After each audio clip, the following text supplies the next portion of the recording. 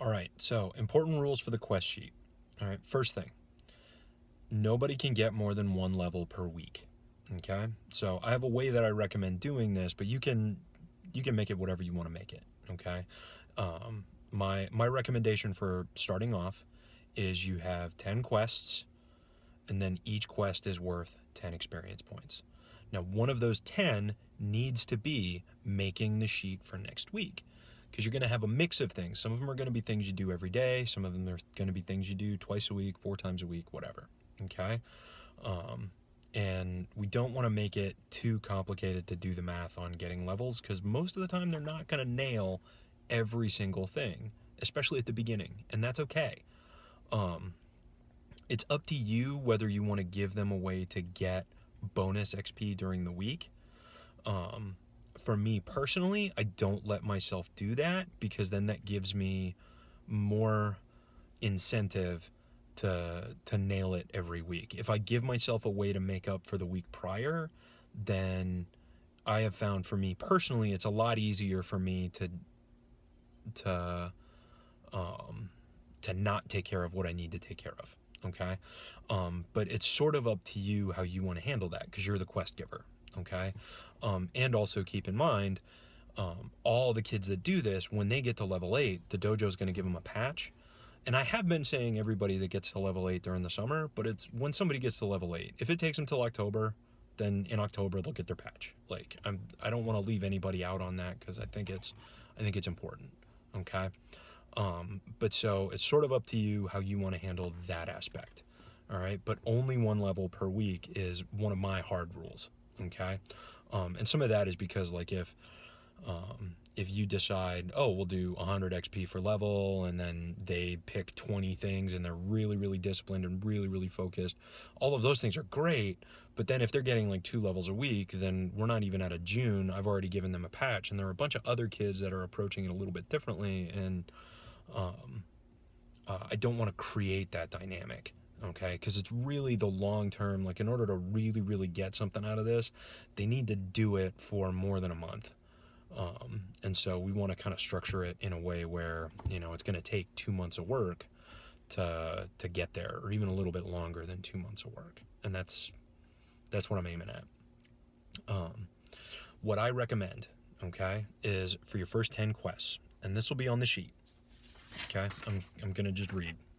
All right, so there needs to be at least one daily responsibility, and at least one responsibility that's a once a week type thing.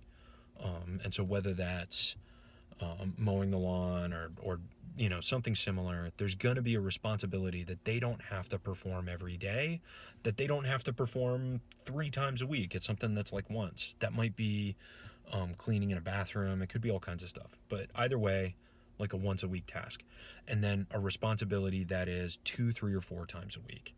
I am a huge fan, from a math standpoint, of 2 times a week things and 4 times a week things, because it makes doing the math on their leveling really easy. But it's up to you how you want to handle that and how you want to do it. Okay, and now, skills. One way that you can kind of think about skills that we did earlier is breaking them into physical and craft. And so, like, a physical skill is something that they can physically do, like a push-up or throwing a ball or a front kick. Okay, a craft skill is something that produces something, and so that might be cooking, drawing, origami, um, uh, any of the things that we sort of think of as craft skills, like metalworking or leatherwork. Okay, and so some mix of physical skills and craft skills that they want to get good at. Languages kind of fit in there as well. Like, those are part of this too. And so, like 3 or 4 slots for skills. Okay, and so now that puts us at, we've had 3 slots for responsibilities. We have 1 for making next week's craft sheets. That's got 4.